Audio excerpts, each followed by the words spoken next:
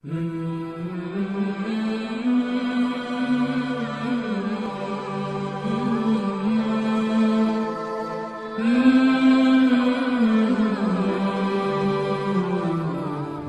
عليكم ورحمة الله تعالى وبركاته. الحمد لله نحمده ونصلي على رسوله الكريم أما بعد.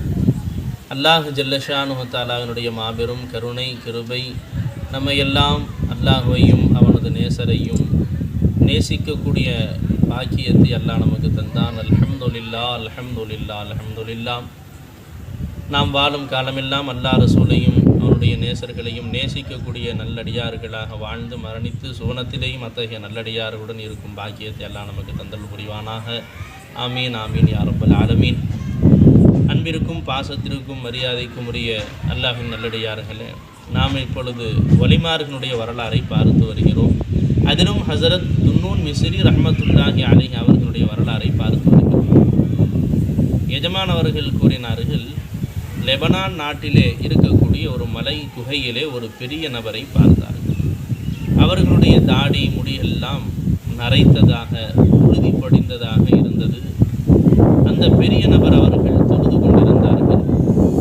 அவர்கள் தொழுது முடிக்கும் வரை நான் பொறுத்திருந்து அவர்கள் தொழுது முடித்த பிறகு சலாம் கூறினேன்.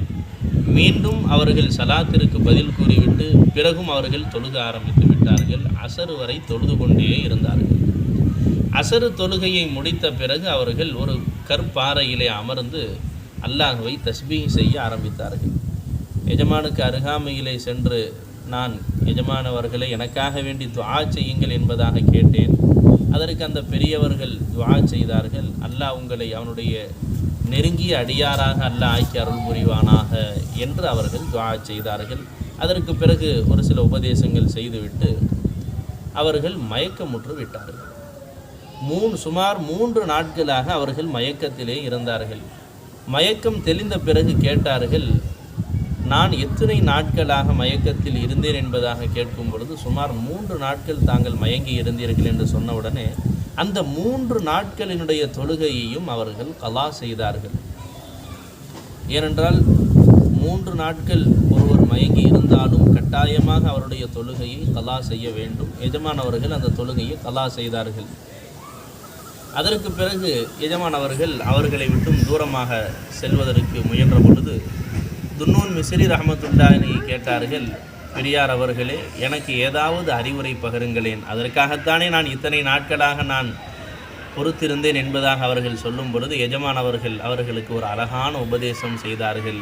நீ அல்லாஹுவை நேசனாக ஆக்கிக் கொள்வாயாக, அல்லாஹுவை மாத்திரமே நண்பனாக ஆக்கிக் கொள்வாயாக, வேறு எவரையும் நண்பராக ஆக்கிக் கொள்ள வேண்டாம். ஏன் தெரியுமா?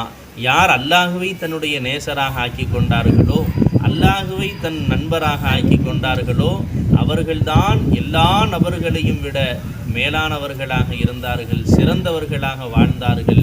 எனவே அல்லாஹுவையே நீங்கள் நேசியுங்கள், அல்லாஹுவையே நேசனாக ஆக்கி கொள்ளுங்கள் என்பதாக எஜமானவர்கள் கூறினார்கள். அன்பானவர்களே, நாம் அல்லாஹுவை நேசிப்போமேயானால் அதற்குரிய அடையாளம் என்ன தெரியுமா?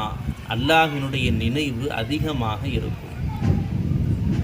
மன் அஹப்ப ஷைஅன் அக்ஸர மின் திக்ரிஹி, யார் ஒரு பொருளை நேசிக்கிறாரோ, ஒன்றை நேசிக்கிறார்களோ, அதனுடைய திக்ர், அதனுடைய ஞாபகம் அவர்களுக்கு அதிகமாக இருக்கும் என்பதாக அன்னை ஆயிஷா ரலியல்லாஹு தஆலா குறிப்பிடுகிறார்கள்.